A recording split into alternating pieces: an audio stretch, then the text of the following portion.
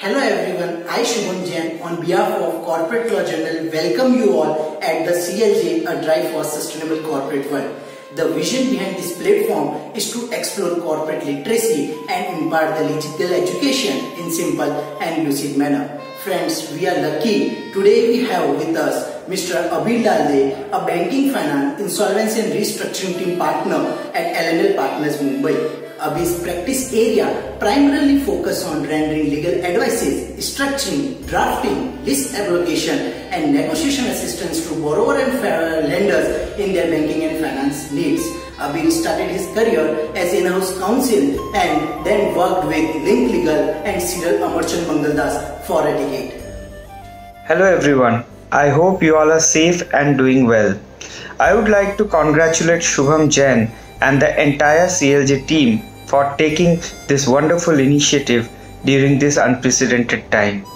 I believe the initiative taken by this CLJ team would definitely create a value-based corporate world by imparting legal knowledge in a very simple and lucid manner.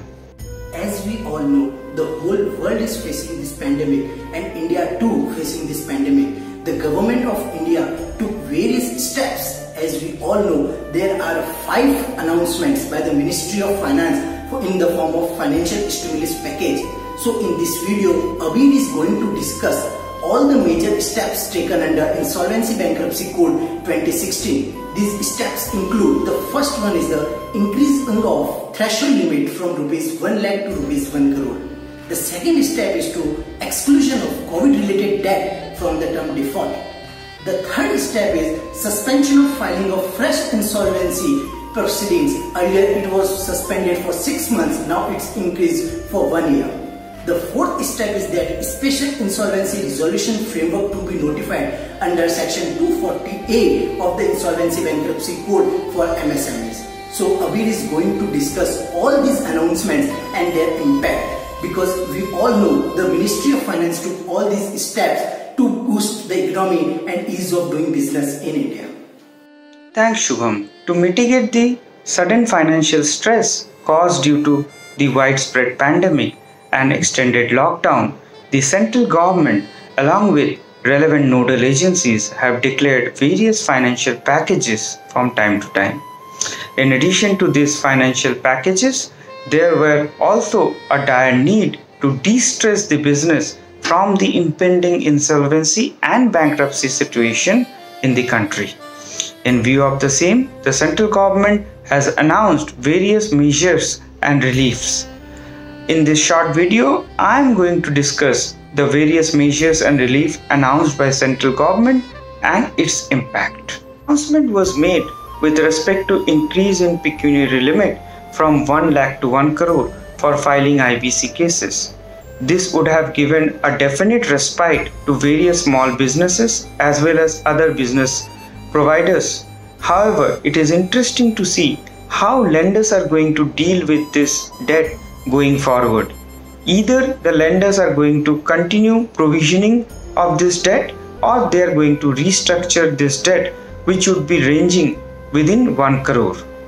In addition to this increase in pecuniary limit, there has been exclusion of COVID debt related default from the definition of default under IBC to prevent initiation of IBC proceedings.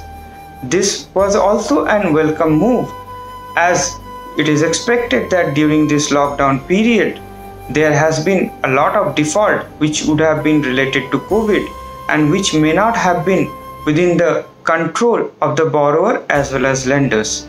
However, it would be interesting to see that when the lockdown would be fully over and business will resume, how this debt will be dealt by the RBI as well as lenders, as this will continue to remain in the book of the lender.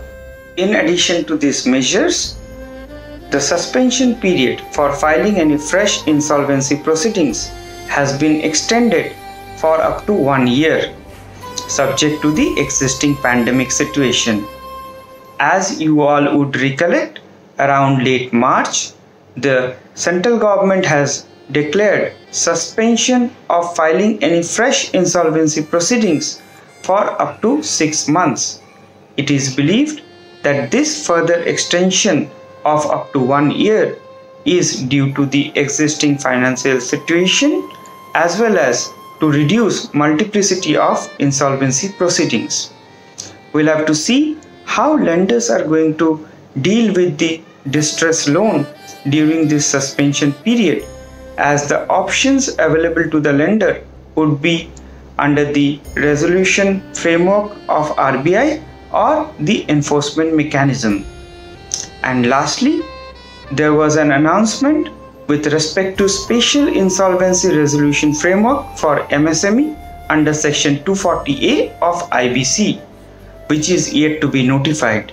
As we have seen, central government has always emphasized on this MSME sector, as they have considered this sector as the backbone of the country, and therefore it is expected that this special insolvency resolution framework would be much more simpler and less time consuming.